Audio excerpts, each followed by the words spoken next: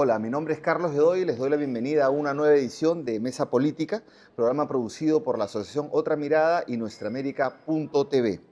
En esta edición me acompaña Rocío Pereira del Comité Editorial de Otra Mirada para dialogar sobre la escena global con Manuel Monereo, una de las voces en castellano más lúcidas de Occidente. Manuel Monereo, Manolo para los amigos, es un abogado y politólogo y político español, ex militante del Partido Comunista Español y de la Izquierda Unida Española. Fue diputado de Unidas Podemos hace algunos años y cuenta además con un conjunto de publicaciones, conferencias, reflexiones sobre la política española y la política mundial, ¿no? También, bueno, todas las aristas de la geopolítica, un gran observador de América Latina y de toda la escena contemporánea. Bienvenido, camarada, y sin embargo, amigo, qué enorme placer tenerte en Lima, Manolo. El placer es todito mío. Bien, bienvenida también, Rocío, que vamos a entrevistar a Manolo. Sí, no, los un dos. gusto estar acá. Sí, son tres temas grandes que te vamos a plantear. Primero, el tema del tránsito global. Lo segundo, Europa y España. Y lo tercero, América Latina y Perú. Hay muchos otros temas más que se van a quedar, pero bueno, vamos a intentar cubrir un poco de todo.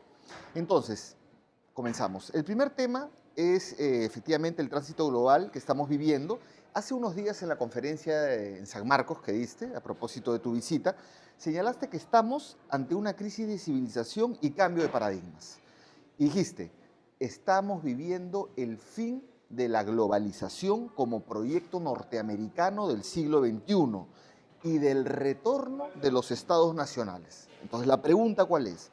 ¿Puedes, por favor, explayarte y sustentar esta idea del fin de la globalización y precisar si ese fin que avisoras traerá abajo lo que hemos denominado la Constitución Económico-Financiera Global Colonial, expresada en tratados de libre comercio, en tratados bilaterales de inversiones, convenios de no doble tributación, arbitrajes del CIADI, todo eso que otorga superderechos al capital? Manolo.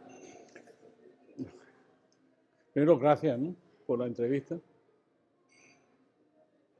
Suelo decir de que cuando entramos en un tema tan grande, ¿no?, como este, tan complicado, me acuerdo mucho aquello de aquella maldición china, ¿no?, que decía, ojalá no te toque vivir una época interesante, ¿no? Yo, que ya soy mayor, he vivido tres épocas interesantes, ¿no? He vivido la crisis de los 70, que empezó desde una perspectiva de potente transformación y que pensábamos que los años del 68 al 73, 74 iban a cambiar las relaciones internacionales. La cambiaron, pero lo que no nos dimos cuenta es que la cambiaron para peor, ¿no? Y que emergió ya lo que luego se llamó el neoliberalismo, ¿no? Es decir, esa crisis, como toda, va acompañada de un proceso de recomposición de las clases dominantes y de reacción de las clases dominantes ante los cambios, en este caso positivos, y la enorme fuerza que tenía, sobre todo en Europa, el movimiento obrero. Luego he vivido una segunda época también, ¿no?, que es el apogeo del neoliberalismo y la derrota de la Unión Soviética y la desintegración del Pacto de Varsovia. Eso ya fue un momento crucial. Y ahí, en esa derrota, de alguna forma se impuso el modelo, el régimen internacional que hoy está en crisis. Comienza justamente en la derrota de la Unión Soviética, en la desintegración del Pacto de Varsovia y en lo que en aquella época los teóricos americanos llamaron el proyecto Nuevo Siglo americano, que era un proyecto global, político-militar y estratégico, que tuvo detrás a una serie de conocidos políticos norteamericanos que esbozaron ya las líneas maestras de lo que luego, sobre todo Clinton, pondría en marcha sistemáticamente. Es muy interesante partir de aquí. ¿Por qué? Porque el proyecto del Nuevo Siglo americano configura lo que un ministro francés llamó la superpotencia norteamericana, era ya una superpotencia.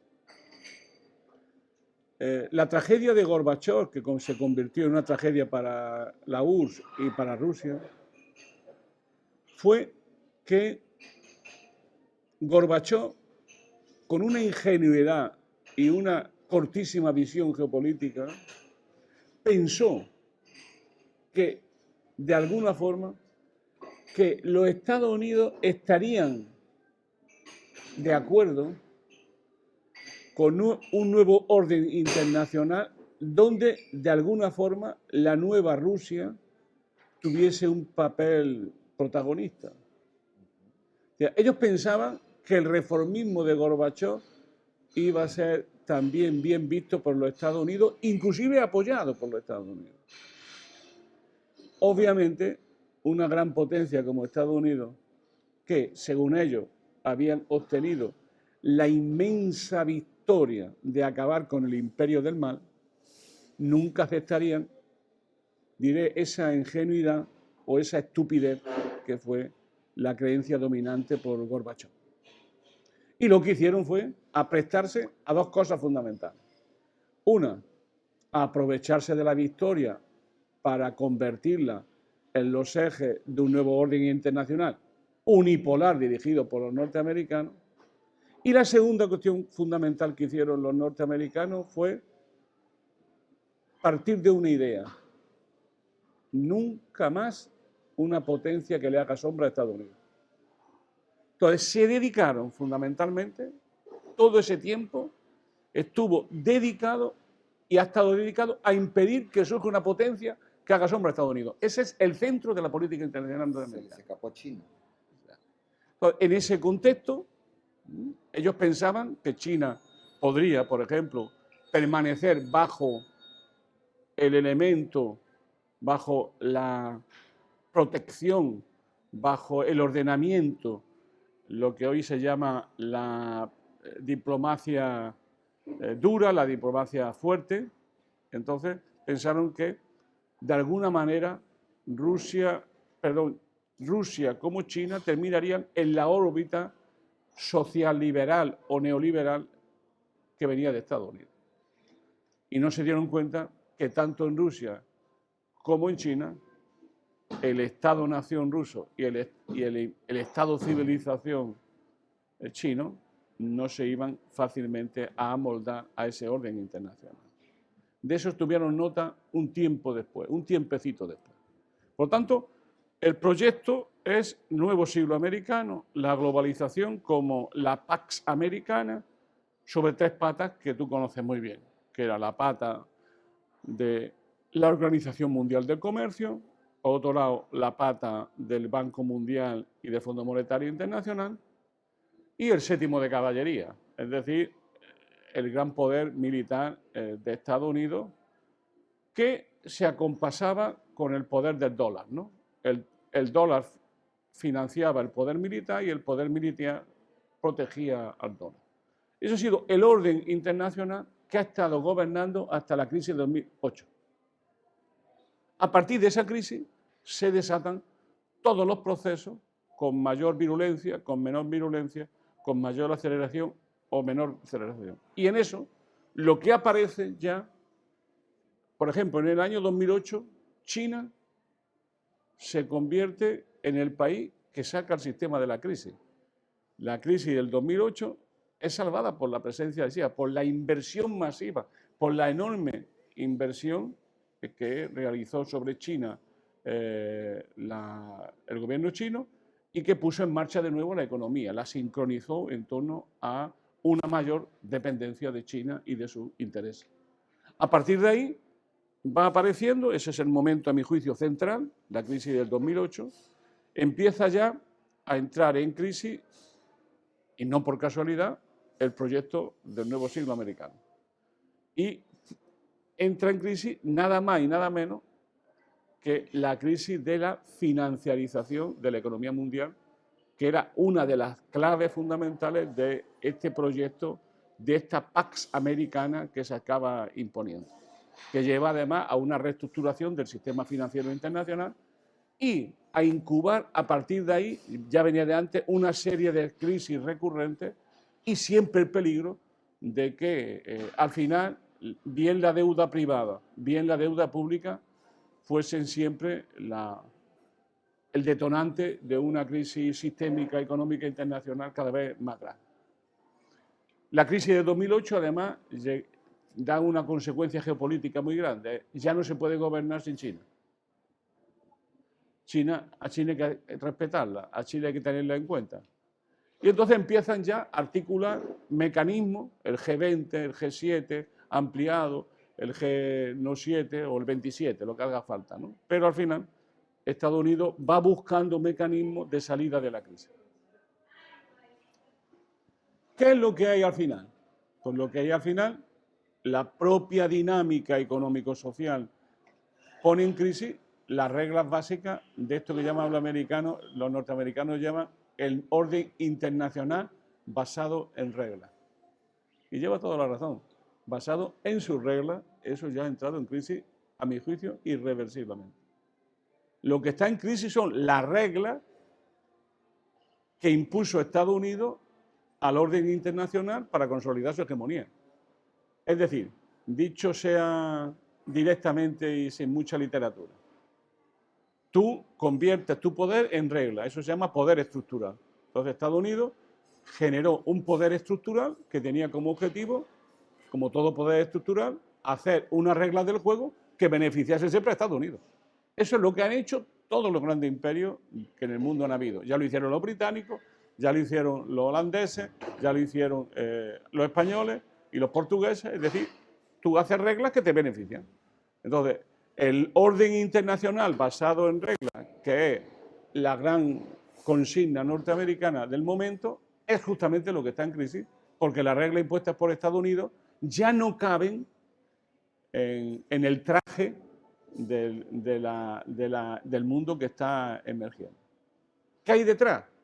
Pues lo que hay detrás es que empieza a ser cuestionada en los hechos, cuestionada la hegemonía norteamericana. Es decir, aparecen una serie de países desafiadores que no solo no aceptan las reglas del juego norteamericana, sino que quieren un nuevo orden internacional basado en otras reglas, en las reglas de un mundo multipolar. Eso significa romper con los corsés, con los instrumentos de dominio que Estados Unidos ha ido imponiendo y que tú mencionabas al inicio de tu pregunta. Entonces, hoy lo que estamos viviendo, ¿qué es? Estamos viendo eso, como decía, que es en pleno desarrollo. Es decir, estamos viviendo una crisis de hegemonía fuerte, donde Estados Unidos tiene como dos posibilidades. Tiene varias más, pero como dos grandes posibilidades. Uno es aceptar ese nuevo orden emergente, intentar gobernarlo y pactarlo, o oponerse a perder el orden actual y defenderlo con todas las armas. Es lo que está haciendo. Si nosotros vemos lo que ha hecho Estados Unidos desde que declaró su mando absoluto en el mundo, es decir, el mundo unipolar, son guerras permanentes y recurrentes, desde prácticamente desde finales desde toda la década de 1990 hacia adelante son guerras permanentes, ¿no? Y que en un momento determinado tuvieron un enorme impulso con la famosa 11S, ¿no? Que es la caída de la Torre Gemela. Entonces, ahí ya lo que hace Estados Unidos es hacer del vicio virtud. Aprovecha esa situación para decir, ha llegado nuestro momento. Vamos a configurar un orden propio nuestro y vamos a impedir cualquier posibilidad de que surja una potencia alternativa. Entonces se dedica a intervenir militarmente en todos los sitios, ¿no? Con una serie de paradojas increíbles. La primera es que ha fracasado en todos los sitios. Claro, tenía además una ventaja, que era que las guerras que emprendieran con ejércitos mucho más débiles que ellos. Eso era, fundamentalmente, se metió en la guerra de Afganistán, se metió en la guerra de Irak, intervino militarmente en el Líbano, intervino militarmente en Somalia, intervino militarmente en Libia. Es decir, Estados Unidos bien directamente, bien a través de la OTAN, o los dos, han intervenido militarmente en el mundo, con conflictos, con guerras interminables y que además tuvieron un altísimo coste para Estados Unidos. La madre de todos los ejemplos, Oriente Medio.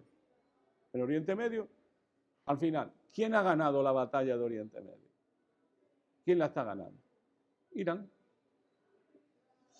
El reciente acuerdo entre Irán y Arabia Saudita, propiciado por China, es el fracaso más tremendo de la hegemonía norteamericana hasta el presente. El más tremendo. Porque era su territorio, el control del petróleo, sus aliados preferentes, Arabia Saudí, que de pronto se pone de acuerdo con su enemigo histórico, chiita y sunita, se abrazan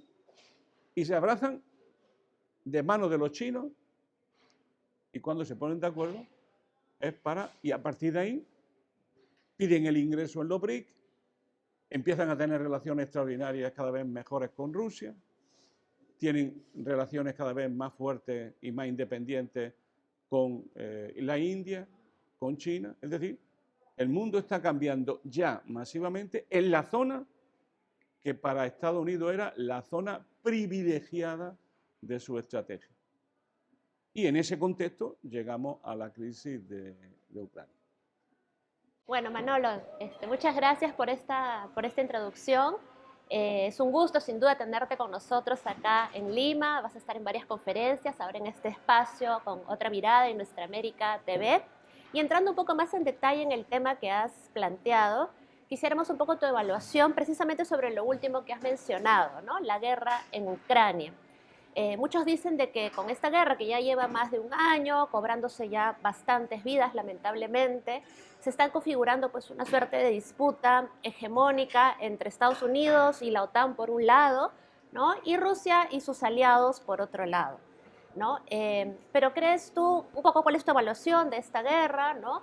Si es que tenemos algún viso de que ya concluya pronto, ¿no? ¿Quién sería el ganador, el perdedor?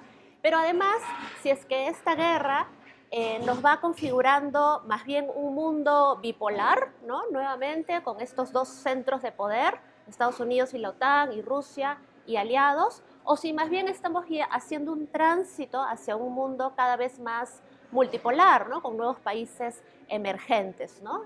Y en este marco también el rol de China, ¿no? Se dice que China es un aliado de Rusia, pero tal vez tiene un juego propio, ¿no? Ha sido también socio comercial de Estados Unidos. Un poco cómo visoras tú que se va a configurar el mundo de este mundo unipolar. ¿Vamos a regresar a una suerte de mundo bipolar o más bien multipolar? La guerra de Ucrania ha sido la guerra más anunciada de los últimos 40 años. Todo el mundo sabía que iba a haber un conflicto muy fuerte entre la OTAN y Rusia, que se estaba preparando y que un elemento clave era Ucrania. Es interesante tomar nota de hacer un esfuerzo de ponerse en la cabeza de los dirigentes norteamericanos. Yo siempre hago ese esfuerzo.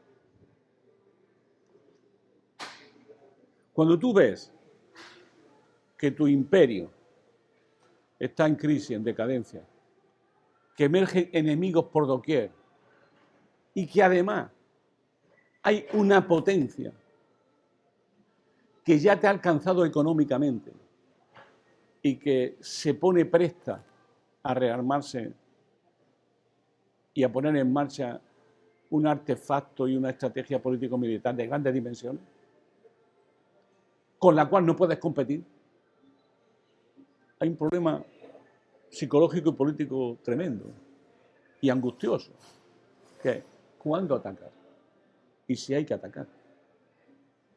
Es decir, si deja que el enemigo crezca y se desarrolle, no puedes atacar, no puedes fundar un proyecto que frene la presencia de un mundo multipolar o que te permita hasta negociar las condiciones de un nuevo orden internacional como vieja potencia dominante que era. Estados Unidos ha decidido hace mucho tiempo, el grupo dirigente, Victoria Nuland, Hillary Clinton, que es el cerebro, Hillary Clinton, Robert Kagan, Jack Sullivan, Anthony Black, el actual secretario de Estado, que es el equipo real de este pobre hombre Biden que difícilmente habla y es coherente con lo que habla y demás. Está en un proceso de senilidad un poco vergonzoso, ¿no?, para un presidente de gobierno. Han decidido pasar al ataque y plantearse en serio neutralizar y, si es posible, liquidar las bases del poder de los grandes países que de una u otra manera están compitiendo por la hegemonía mundial. Y si nos damos cuenta, en el mapa político, es bueno siempre mirar los mapas y estudiar los mapas muy bien, porque la geografía manda mucho sobre la política, te das cuenta que hay como 3 frentes articulados. Un frente es Ucrania, otro frente es Taiwán y otro frente es África, el Sahel fundamentalmente, que están las líneas de frente. Es interesante porque los 3 están interconectados. Lo primero que hay que saber es que la guerra de Ucrania, el objetivo no es exactamente Rusia, es China. Si no, hemos perdido el norte de la situación. Para Estados Unidos se trata de derrotar a Rusia para debilitar a China. No al revés. Es decir, ellos han individualizado, con mucha razón, tenían razón sobre el papel, de que una potencia como Rusia, que tiene una economía menor que Alemania, no podía resistir mucho tiempo un boicot económico, un boicot tecnológico, un boicot político y un boicot y un enfrentamiento militar. Ten en cuenta que sobre Ucrania lo más interesante que se puede decir es que qué mérito tienen los rusos que siguen aguantando allí en la guerra cuando son 30 países contra uno. 30 países contra uno. Y que llevan 16 meses aguantando el envite que está en un proceso de escala, de escalamiento. Por lo tanto, la primera cosa fundamental es esta. Es decir, es una guerra provocada por Estados Unidos desde una estrategia global y no solamente europea. Digo, es provocada. ¿Por qué en el sentido de que es provocada? Porque el que tiene el poder mundial escoge el campo de batalla. La característica del que tiene el poder mundial es que escoge el campo de batalla que más le interesa. Y el poder mundial lo sigue teniendo Estados Unidos. Sobre todo el poder político-militar. Sus 700 bases, cerca de 800 bases en el mundo, cerca de 800, conocidas. La presencia de un presupuesto militar de la OTAN que puede estar moviéndose en torno al 60% del presupuesto militar mundial, que es 15 veces superior al presupuesto militar de Rusia. Es más, en este momento el presupuesto militar de Ucrania es más grande que Rusia. Entonces, el que tiene el poder tiene la fuerza para decir, aquí planteo la batalla porque tengo el poder para hacerlo.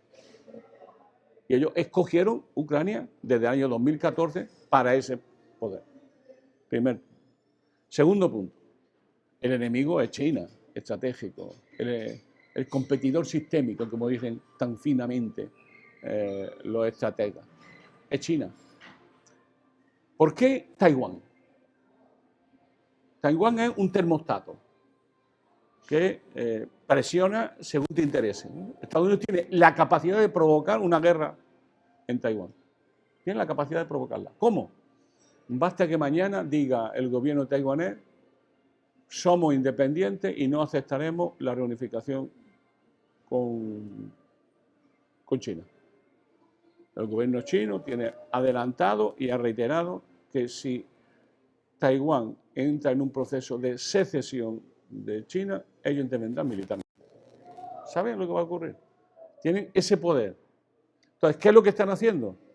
Básicamente es rearmando a tope a Taiwán, impulsando la deriva independentista del gobierno taiwanés y convirtiendo a Taiwán en el eje, en el perno de la primera línea de agresión de Estados Unidos contra China. Es decir, lo que se llama la cadena de islas.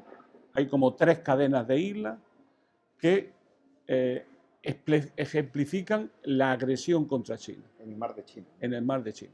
Mar meridional, mar oriental. Y en medio está Taiwán. O sea, nunca podrá ser China una potencia mundial si no controla su Mediterráneo. Y el Mediterráneo es mar de China. Qué casualidad que se llame mar de China. Se puede haber llamado mar de Pekín, pero es mar de China. Entonces, esa es la primera línea, ¿no? Ahí articulada, hay 3 grandes países, 3 países que están en la operación, que es Japón, que es Taiwán y que es las Filipinas.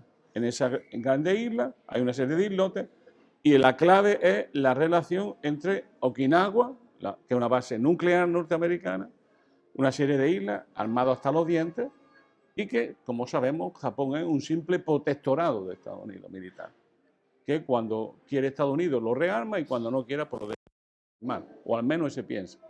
Una vez que tú rearmas un país, esas armas te van a perseguir toda la vida, pero eso ya es otra historia. Entonces, hay esa línea. O sea, tú no podrás ser nunca una gran potencia si no tienes tu propio Mediterráneo y controlado. Y luego, por otro lado, Taiwán es la línea ofensiva contra tu propio país, ¿no? Por lo tanto, cuando Estados Unidos quiera provocar a China, es muy simple. Que de una u otra manera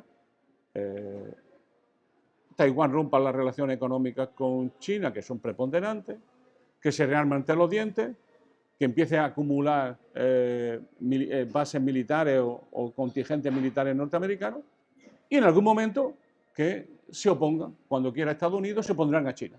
Entonces, en ese momento, China intervendrá militarmente y dirá, violación del derecho internacional, agresión y, por tanto, conflicto abierto con China, ¿no? Obviamente, China liquidará en una noche a las Fuerzas Armadas de Taiwán, pero en ese momento será visto como una agresión y montará la misma estrategia que ha montado con respecto a Ucrania. El imperio del mar, autocracia, pum, pum, pum, pum, pum. Eso es lo que... Y el tercer frente lo ha articulado, de este me referiré menos para no ser demasiado largo, que es la línea de Sahel. Es decir, uno de los territorios en disputa mundiales será África. Por una razón muy simple. África es el continente con mayor posibilidades de crecimiento demográfico de todo el mundo. Y hay países que hoy tienen 200 y pico de millones, como por ejemplo Nigeria, que tendrá en el año 2050 400 millones de habitantes. Nigeria. ¿Sabe lo que significa eso? Que tendrá tanto habitantes en el 2050 como el conjunto de la Unión Europea. Estamos hablando de que dentro de África está habiendo una transformación radical y entonces ellos lo que han construido en el Sahel es una línea de defensa, una defensa adelantada europea, de la OTAN, de la NATO, y que tiene como territorio de amortiguación el desierto del Sáhara y punto alto Marruecos y el Magreb para temas que tienen que ver básicamente con la emigración, que tienen que ver con conflictos geopolíticos notables entre Marruecos y Argelia y con la presencia cada vez más fuerte militar de Estados Unidos en la zona como aliado estratégico del Reino de Marruecos con el problema del Sáhara que sangra y que agudiza el conflicto con Argelia. Por lo tanto, hay un escenario de conflicto político-militar y que hace que entremos en un peligroso mundo. Y termino, que es la pregunta que me hacía: ¿qué es ganar la guerra? Ganar la guerra es poner fin a la guerra. ¿Cómo se va a poner fin a la guerra? Ese va a ser un elemento fundamental. Hay diversas hipótesis. Es evidente que Rusia no va a perder la guerra. La puede ganar o no ganar. Eso se hace en el campo de batalla, pero también en el campo internacional. Lo que es evidente es que Rusia no va a perder la guerra, pero que para Estados Unidos nunca puede ganar la guerra Rusia. Ese es el dilema existencial. Por cierto, el dilema existencial es que para Rusia, Ucrania es un problema existencial como país y como Estado. Para Estados Unidos no. Lo es para la NATO, porque la NATO puede desaparecer si pierde el conflicto de Ucrania, y ahí puede entrar en una situación muy difícil. Dicho de otra manera, ¿qué es ganar? Para Rusia, desde luego, no perder. Y para Estados Unidos, un escenario imposible, a no ser que ganen ellos. ¿Y qué significa ganar a Rusia? ¿Derrotar a su ejército? ¿O bien intentar buscar un golpe de Estado interno? ¿O algo parecido? Esa es parte de la historia que, como decía antes, está en pleno desarrollo. Claro, con también sublevación que ha habido en Rusia, con este general, bueno, que se ha ido a Bielorrusia y tal. Pero vamos a pasar ahora al tema europeo, porque en todo digamos, estas movidas globales, en estos tres frentes de batalla, o estas tres líneas, ¿no? Estos tres escenarios, donde no has mencionado en absoluto América Latina, ya vamos a hablar de eso, pero ahora entramos a Europa y a España también entraremos. ¿Y a dónde va Europa en todo esto? O sea, y además Europa ha cedido su política exterior completamente a Estados Unidos. Tú lo has mencionado eso de repente de una manera más detallada, no tan gruesa como lo hago yo. Se ha cortado las relaciones Alemania-Rusia. Mismo Estados Unidos ha bombardeado Nord Stream 2, que es un atentado contra su propio aliado, ¿no? Con fuerzas nórdicas. Ahora se sabe eso. Entonces, ¿a dónde va Europa? Y en medio de eso surge un conjunto de ultraderechas en Europa. Entonces, ¿cómo ves a Europa? Primero, una precisión. ¿Cómo veo a la Unión Europea? Que no es exactamente Europa. La Unión Europea es un modo de organizar Europa, pero no exactamente la Unión. Y normalmente no hay que hacer esta precisión, pero hablando de geoestrategia, sí. La Unión Europea es una cosa y Europa es otra. Porque podemos llegar a la conclusión que la Unión Europea es la anti-Europa, o lo contrario a Europa, o la línea de subordinación de Europa de los Estados Unidos. Por tanto, la Unión Europea tiene unas relaciones complejas con Europa y, a mi juicio, claramente negativas. Eso es una primera encuadre. Segundo, la diferencia que había entre Donald Trump y Biden, tenía mucha diferencia, al final no demasiada. Una de ellas era el papel de los aliados. Lo que venía a decir Donald Trump, sin ningún tipo de diplomacia y hasta brutalmente, es: Estados Unidos está en guerra con China, básicamente con China, y nuestros tradicionales aliados tienen dos posibilidades: seguir siendo, y por tanto seguir la política de Estados Unidos, o no jugar a ese papel, y entonces lo que yo les pido es: disolvamos la OTAN. Eso fue lo que dijo brutalmente Donald Trump. Biden y el grupo de Biden, el grupo, por llamarlo, de Hillary Clinton, tenían una visión totalmente diferente. Sin los europeos, sin la Unión Europea, sin la OTAN, no podemos ganar el conflicto global contra China. Y por tanto hay que respetar a los aliados y hay que disciplinarlos para que sean aliados estratégicos hasta el final de Estados Unidos. ¿Y cómo tú disciplinas? Básicamente convirtiendo a la OTAN en la dirección política efectiva de la Unión Europea.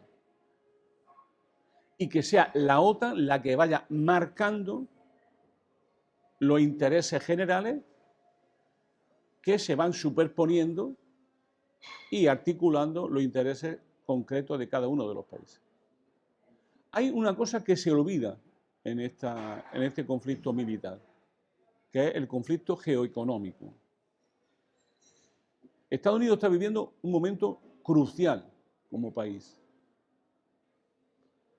Y el otro día lo decía Jack Sullivan en una conferencia muy importante que dio, vino a plantear que el neoliberalismo y la financiarización de la economía había destruido el tejido industrial y desarmado a la nación norteamericana. Son palabras mayores. Y que Estados Unidos estaba obligado sí o sí a reindustrializarse. Y el problema es que se va a reindustrializar a costa básicamente de la Unión Europea y básicamente de Alemania. La pregunta es, oye, ¿y por qué los corderos van al degolladero con tanta emoción? Porque no les queda otra. Porque han salido subordinando tan fuertemente a Norteamérica y a los intereses estratégicos de Estados Unidos que ya no tienen vuelta atrás. Esa vuelta atrás sería una ruptura del pacto interno de cada Estado con Estados Unidos. Al fin y al cabo, la OTAN no fue otra cosa que el que tenía fuerza le garantizaba a los países que el control de la situación nunca lo perderían. Es decir, en el fondo, el imperialismo norteamericano, el imperialismo colectivo de Occidente, ha sido que Estados Unidos, desde el año 45, le ha ofrecido al conjunto de los países europeos la protección. Pero no a los países, sino al bloque del poder, a las élites económicas. Le ha dicho, mientras que los norteamericanos estemos en la OTAN, nunca perderemos el control. Es decir, nunca habrá socialismo en la Unión Europea. Al final, ni siquiera socialdemocracia. Entonces, eso ha hecho que la economía se imbricaran y que no se pusiese nunca en cuestión la hegemonía norteamericana. El poder que tiene Estados Unidos de definir los intereses generales del capitalismo mundial y específicamente europeo. Y eso ha permitido que Estados Unidos haya convertido a Europa en un aliado subalterno a su política global. Y que a su vez haya aprovechado ese momento para hacer a Europa más dependiente de los intereses geoeconómicos norteamericanos, de su petróleo, de su gas, y sobre todo obligándola a funcionar según los parámetros tecnológicos dominantes por los Estados Unidos. Y a su vez, eso está teniendo como consecuencia que el eje de gravedad, que era el pacto franco-alemán, ya no sea el eje de gravedad, o ya no lo sea, y que ese eje haya ido circulando hacia el este, hacia Polonia. La vieja nueva Europa que decía Ronald Rumsfeld, la Europa verdadera, la anticomunista, la antirrusa, la antisoviética, que son los aliados estratégicos de Estados Unidos. Y que el eje hoy ya sea un eje entre Washington, Londres, Varsovia y Kiev, que son los que realmente organizan, dirigen la política europea.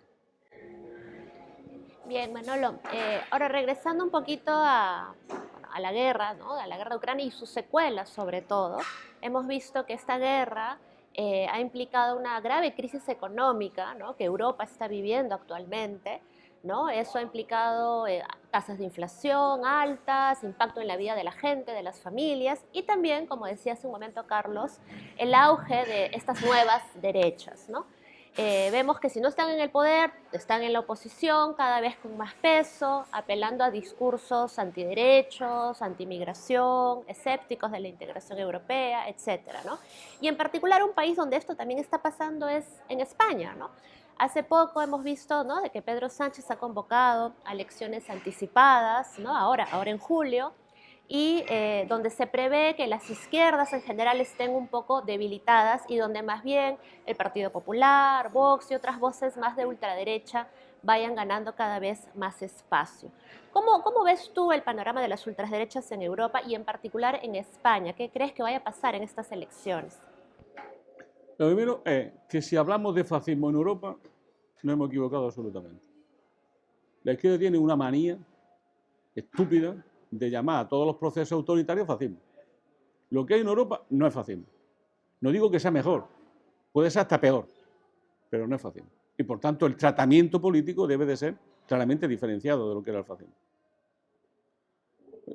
Me molesta mucho esto, ¿no? Porque creo que no nos estamos dando cuenta de lo que hay de fondo. Eso sería como primera situación. Segunda situación. Esto viene ya de lejos, esto viene del COVID. ¿Qué produjo el COVID? La globalización tiene tres elementos más o menos conjugados. Uno es la financiarización de las relaciones económicas mundiales y del propio capitalismo como sistema. La segunda es el crecimiento y la importancia del comercio mundial y de la competencia entre países. Y el tercero, que se suele olvidar, que es lo más fuerte a mi juicio, que es el eslabonamiento de los procesos productivos en cada uno de los países, a nivel mundial, que luego se concretaba en cada uno de los países. Es decir, si ves un coche, por ejemplo, un Volkswagen, por ejemplo, verás que ese coche tiene, quería yo, 1000 componentes y de los cuales 850 se hacen fuera de Alemania. Luego se ensamblan en Alemania. Alemania diseña,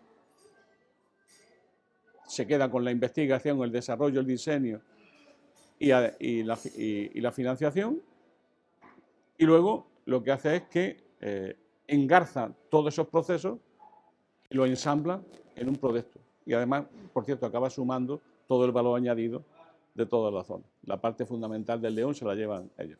Bien. Entonces, eso hace que había un eslabonamiento productivo, procesos complejos, que todos pasaban por China.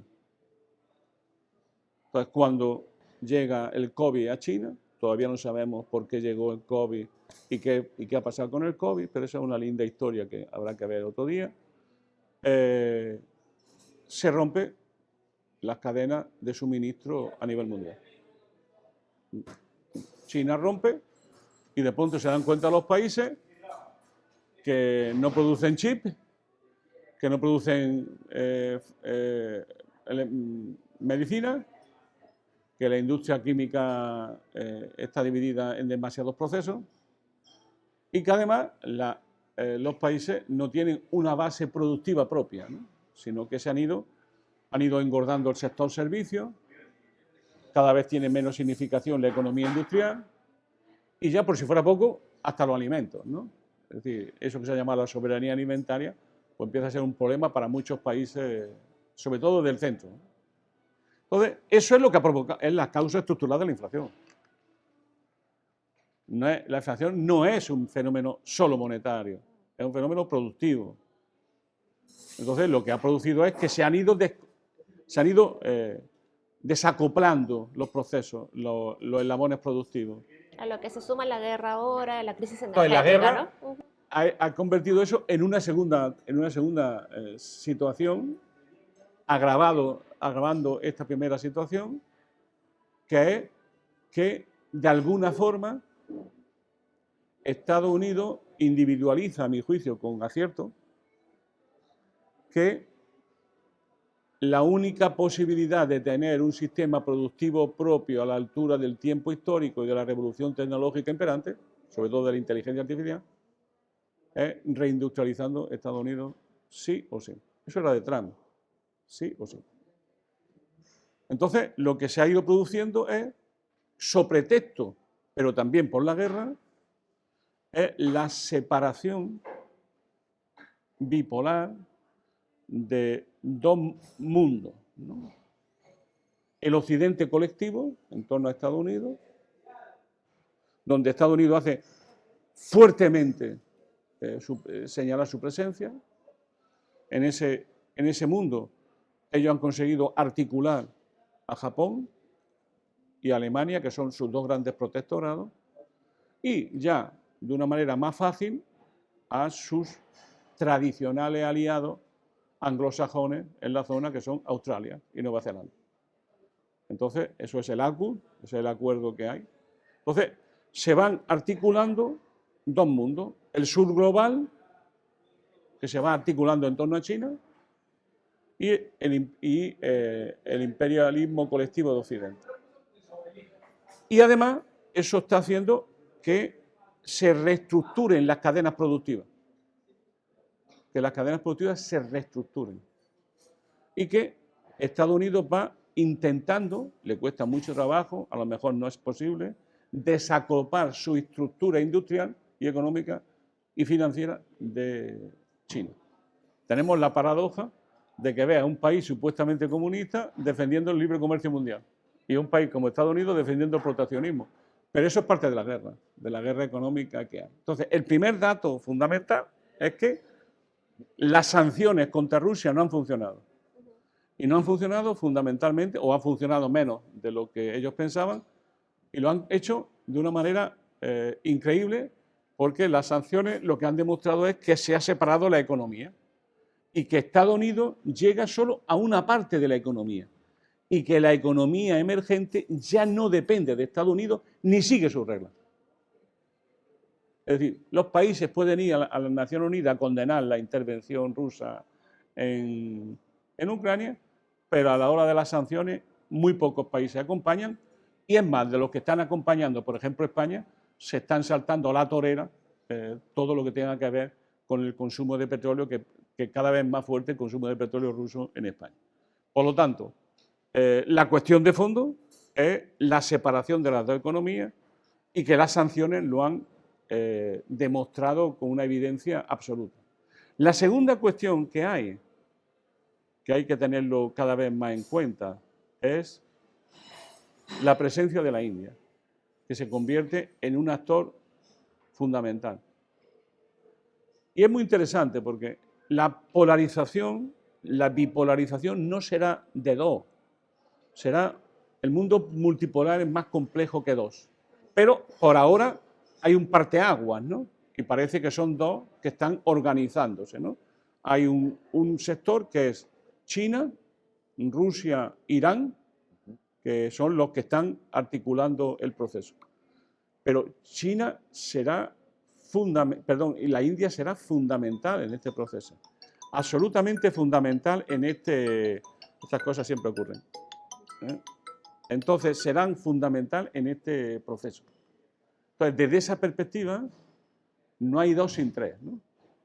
Y lo que está ocurriendo es lo que ya ocurrió en la fase anterior de bipolarización de Estados Unidos con la Unión Soviética, que es el surgimiento de los no alineados.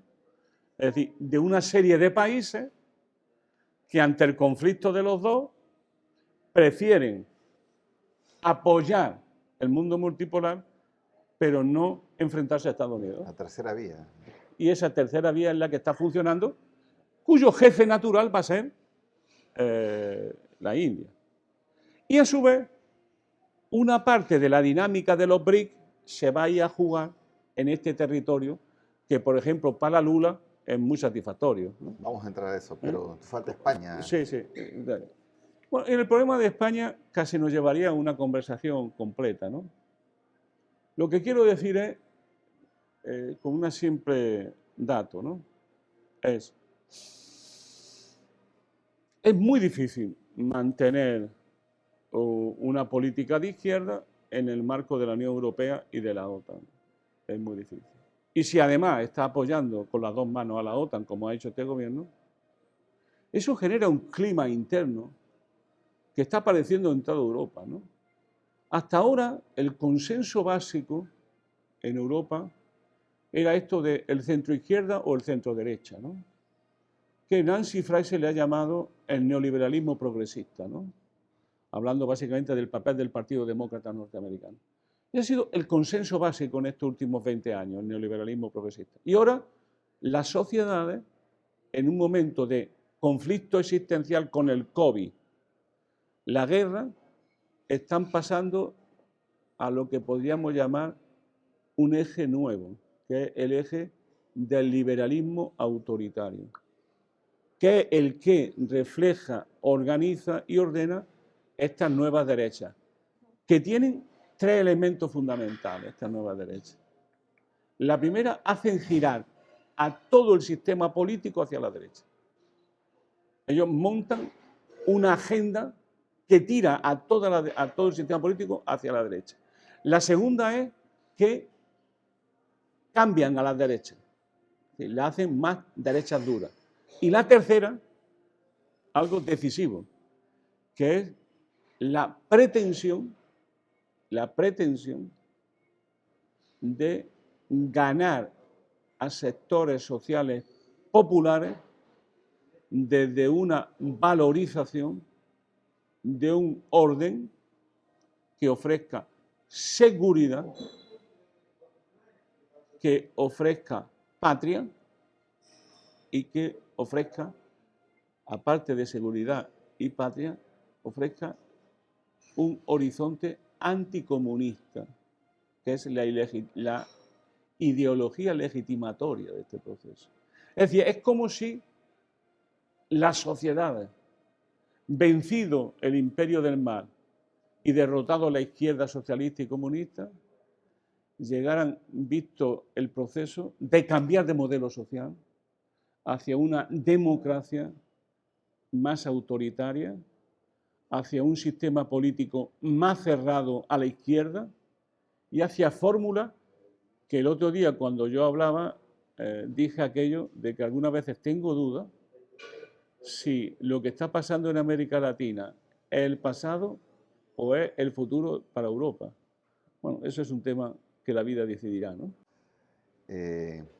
Sí, esto que señalas y hace un ratito dijiste, qué extraño, ¿no? ¿En qué mundo? Los chinos comunistas defendiendo libre comercio y por otro lado Estados Unidos está más bien defendiendo el proteccionismo. Me hace acordar la novela de 100 años de soledad, cuando el viejo coronel Aureliano Buendía, después de un encierro de años, sale a Macondo de nuevo y dice, ¿no? Qué raro, los liberales protegiendo a la iglesia y los conservadores buscando tumbársela. O sea, todo el mundo al revés, ¿no? Y ya entrando pues a este Macondo enorme que es América Latina, siempre en el realismo mágico que nos caracteriza, tú vuelves después de 11 años a pisar América Latina, después de que estuviste bastante aquí. ¿Cómo ves América Latina ahora con esta nueva ola de progresismos? No mencionaste en los frentes de batalla América del Sur. No quiero decir América Latina porque América Latina realmente es una entelequia. Ya vamos a América del Sur es América del Sur, digamos, tiene a Brasil ahí, y todo lo demás es como el Mediterráneo, todo señalado de Estados Unidos. México también, ¿no? Claro, pero todo está en el área de amortiguación, digamos, de la zona de amortiguamiento de Estados Unidos, que tú le llamas el... Los mexicanos se van a enfadar contigo, ¿eh? A ver, bueno, y hasta los nicaragüenses. Entra. No, claro, yo siempre que vengo a Latinoamérica es como una necesidad vital, ¿no? Vengo también a respirar y a reencontrarme con cosas que viví y quiero ver su desarrollo, ¿no? Su evolución, ¿no? Mi impresión, una idea central, cada vez que a Estados Unidos le va mal, le va muy bien a América Latina y a Sudamérica. Cada vez que Estados Unidos se mete en guerra, bien para Latinoamérica y su desarrollo.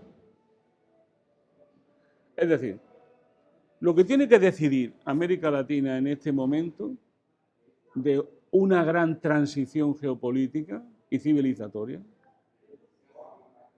de un mundo unipolar a un mundo multipolar. Lo que tiene que decidir América Latina es algo relativamente fácil de decir y muy difícil de hacer.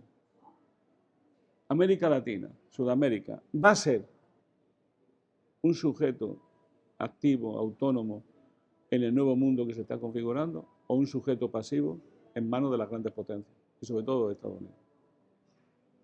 Ese es el dilema. ¿Y en qué sentido tú dices que América Latina es el futuro más bien de España? Porque en una conferencia que tuvimos aquí, Laura Arroyo más bien dijo, un saludo para nuestra amiga, que yo vengo del futuro, haciendo relación que ahí hemos vivido el fascismo y acá está entrando el fascismo. ¿Tú cómo, por qué para ti más bien es al contrario? Una de las primeras cosas que aprendí en América Latina es quitarme de en medio eso del eurocentrismo, ¿no? Y entonces la primera cosa fundamental para un latinoamericano y para un europeo es dejar a un lado la mentalidad colonial y dejar a un lado la colonialidad del poder. Europa no es el futuro de nada, es más, si lo fuese, yo me echaría a temblar. Entonces, no creo que ese sea un buen diagnóstico de la situación. El buen diagnóstico de la situación, a mi juicio, es pensar en las potencialidades, en la cultura, en la propia realidad latinoamericana y desde esa insertarse en el nuevo mundo de una manera protagónica, de una manera autónoma, definiendo sus propios intereses y su propia visión del mundo. ¿Por qué eso no he hablado antes de Latinoamérica? Porque Latinoamérica no ha jugado ese papel, al menos desde el fin de la primera onda de izquierda en América Latina. Y no era casualidad que lo jugara Lula y Dilma Rousseff. Claro, Brasil es decisiva en esta historia. Entonces, lo que se trata es de ponerse de acuerdo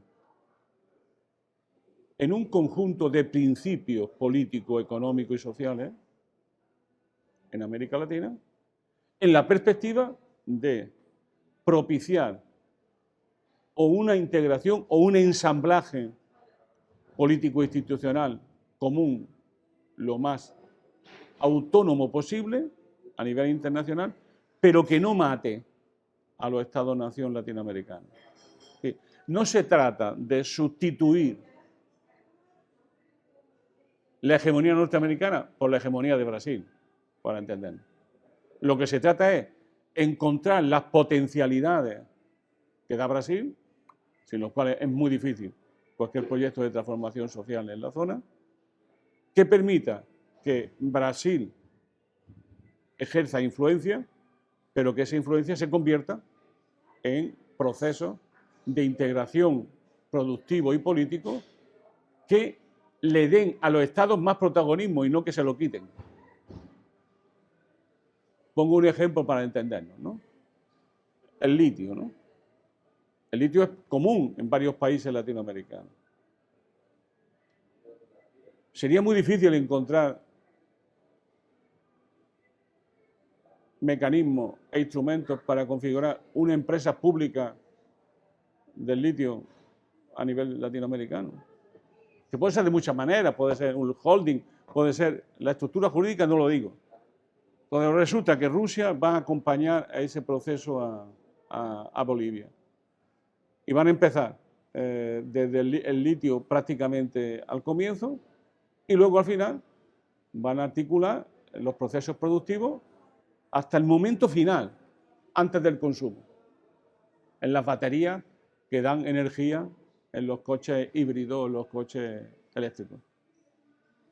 Eso significa que todo el proceso productivo se hace en Bolivia y que el valor añadido se genera ahí. Eso sí que es jugar limpio por Rusia, porque no viene aquí a coger un producto recién salido de la mina y decir, yo me la llevo, yo lo transformo y colorín colorado esto se ha acabado. No. Pues ese tipo de procesos que yo creo que América Latina podría realizar, como en parte soñó en algún momento Previs cuando hizo la Oficina Latinoamericana de las Naciones Unidas. Se trata de impulsar el desarrollo colectivo. La CEPAL. El desarrollo colectivo desde el desarrollo colectivo de cada uno de los países. ¿Por qué? Porque una de las experiencias que hay que sacar de Europa es que los procesos de integración deben de fortalecer los estados, no debilitarlos. Deben de incorporar a los estados y no debilitarlos. Por eso el mayor error siempre es pensar que esto se resuelve con una moneda común. Una moneda común con realidades socioproductivas contradictorias y antagónicas, que incremente la heterogeneidad que ya existe en cada uno de los países, la heterogeneidad estructural entre países.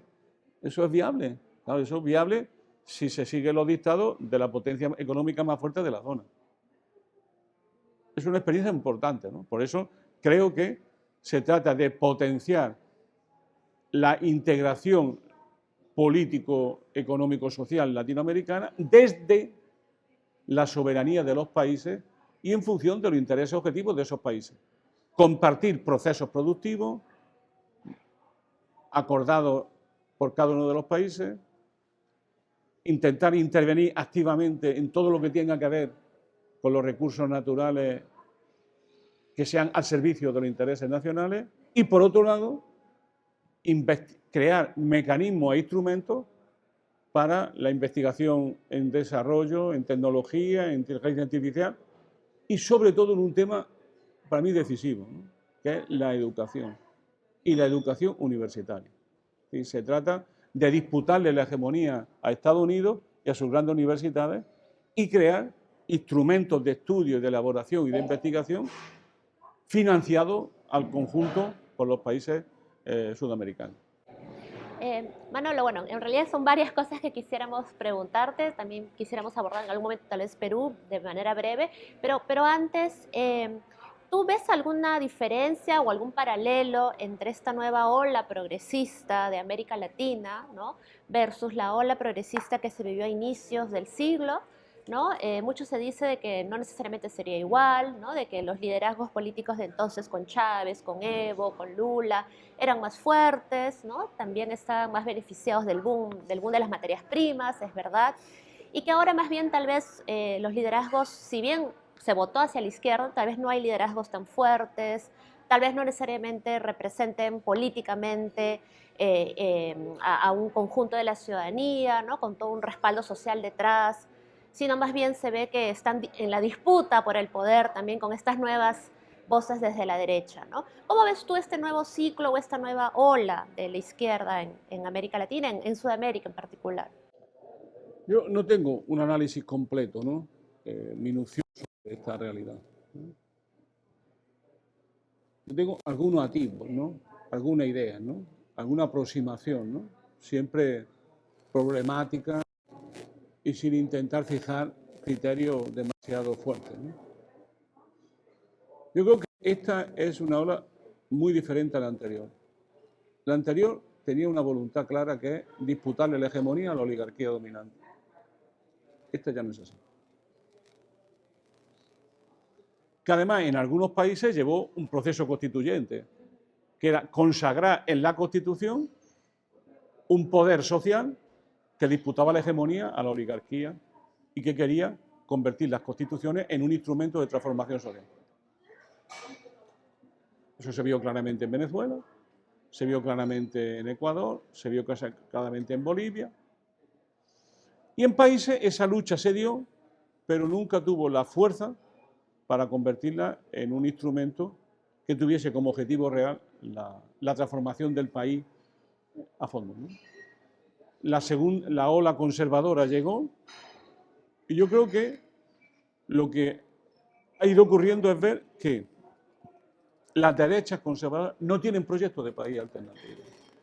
El caso, por ejemplo, de Ecuador es tan evidente, ¿no?, con Lasso, ¿no? No tiene nada que decir y claro, y al final caen en la corrupción, en el manejo de los dineros públicos y vivir de los dineros públicos. Sí, las izquierdas que llegan a esta ola heredan gobiernos derechistas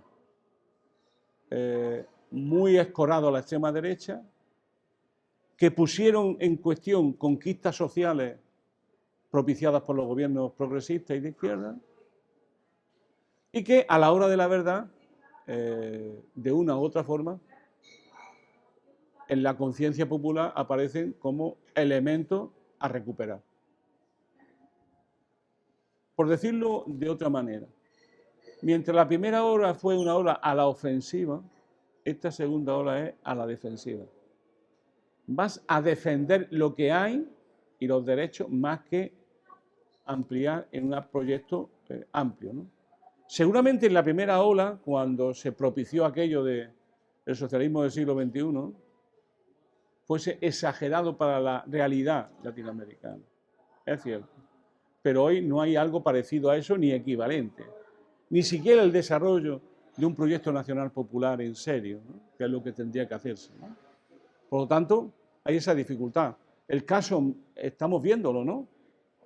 El caso de Boric, el caso de Argentina y el caso de Lula, ¿no? Lula tiene una proyección internacional enorme, pero enorme dificultad interna, ¿no? Pues estamos en una disputa democrática en el país que todavía no está clara su dirección y que, mi opinión, va a depender mucho de cómo interprete la nueva situación del mundo y cómo se inserten estos países en la nueva realidad, que es una realidad de cambio de etapa histórica y que tiene que ver al final con el conflicto entre China y Estados Unidos. Sí, bueno, somos como que un terreno en disputa, ¿no? Creo que desde que Chávez entró en escena, somos un territorio en disputa, ya no solamente el patio trasero. Eso es algo que se dice. Manolo, tenemos más de una hora de entrevista, más, no sé cuánto tenemos de entrevista. Podríamos quedarnos más todavía, hay muchos temas, pero tenemos que cortar. Solo te pedimos un comentario, no sé si Sí, de Perú. sobre Perú, sí. ¿no? Brevemente, tal vez sabes que estamos viviendo una situación sumamente difícil, ¿no? Los muertos, las protestas, también un problema de gobierno en general, un Congreso que está copando varias instituciones, ¿no? Y rompiendo un poco el equilibrio de poderes, ¿no? Y como decía, sobre todo, un ejecutivo con la presidenta Dina Boluarte a la cabeza que no reconoce ninguna responsabilidad en las muertes que han habido, ¿no? Por las protestas de inicios de año que pedían todos pedíamos un adelanto de elecciones, una nueva clase política. Y bueno, seguimos en esta situación donde todavía no se ve un desenlace. ¿Tú qué opinión tienes de nuestro país? Pero me cuesta mucho hablar de un país que no es el mío y en un contexto como este, ¿no? Pero como lo escribí, así lo voy a decir, ¿no? Además, lo publicaste aquí, ¿no?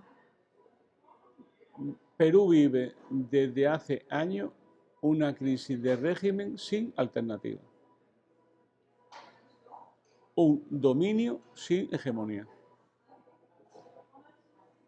Y el problema es que este pueblo, unas veces con más entusiasmo, con menos, busca siempre una alternativa.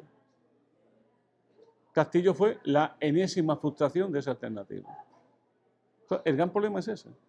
Cuando hay una crisis sin alternativa, las situaciones se pudren. Gramsci lo decía, entre lo viejo que no acaba de nacer, lo viejo que no acaba de morir, lo nuevo que no acaba de nacer, en esa transición surgen elementos morbosos, decía Gramsci. Elementos morbosos.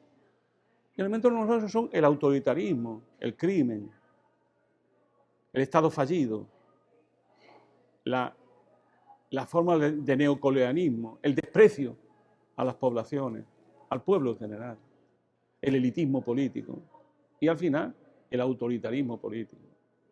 Yo creo que ahí es donde estamos. Es decir, desde hace años una crisis de régimen, cuya expresión es la crisis de la propia constitución fujimorista, y por otro lado, no hay alternativa a esa crisis de régimen. Y la situación se va pudriendo. Dominio sin hegemonía y, por tanto, parafraseando aquella obra literaria francesa, estamos a la búsqueda de una alternativa. El problema es, ¿será capaz el pueblo peruano, la izquierda nacional popular realmente existente, de construir un proyecto sólido con un amplio consenso social y con una fuerza organizada capaz de neutralizar al poder oligárquico y cuestionar la supeditación a los intereses generales de Estados Unidos, eso es la larga marcha que uno y otros tenemos que reflexionar. Esperemos que la respuesta sea sí en algún momento. Y bueno, te queremos agradecer, Manolo, por esta casi conferencia que has dado aquí. Has hablado de todo el mundo, en una situación, como tú dices, una época interesante, ¿no? Pero estas épocas interesantes sí son bien complicadas y peligrosas. Una vez más te agradecemos, no sé si Rocío quiere señalar. No, nuevamente muchas gracias, Manolo, por tus reflexiones siempre tan lúcidas. Hemos hablado un poco de todo, de Europa, del nuevo orden global, de la guerra de Ucrania, Latinoamérica, también cómo nos coge a nosotros este proceso. Todo está en cambio constante, ¿no? Y esperemos que las fuerzas progresistas, ¿no?, puedan tener cada vez más espacio, ¿no?, y se pueda dar una alternativa. Hay que pelearlo. Yo Muchas gracias. os doy las gracias y siempre, si algo he aprendido es a querer a este pueblo, ¿no?, al pueblo peruano, al que quiero profundamente. Y la ilusión más grande de mi vida es que este pueblo, después de tantos siglos, porque son siglos, de subalternidad, de desprecio, de humillación, conquiste políticamente la dignidad que siempre ha defendido. El gran problema es que la dignidad del pueblo nunca se ha traducido en dignidad política e institucional. Y yo creo que esa es la gran tarea que los amigos del Perú queremos y esperamos que se dé lo más pronto posible. En palabras de Rita Segato, que recoge Aníbal Quijano, el proyecto histórico de estos pueblos se cumpla, ¿no? Bueno, nuevamente gracias y también un agradecimiento al Hotel Ibis Miraflores que nos ha dado estas instalaciones para poder conversar contigo, Manolo. De hecho, vamos a conversar contigo de nuevo, de repente ya virtualmente, desde España, pero ha sido un placer. ¿Sí? A vosotros, muchas gracias. Y con ustedes, amigos, amigas, nos vemos en la siguiente edición de Mesa Política.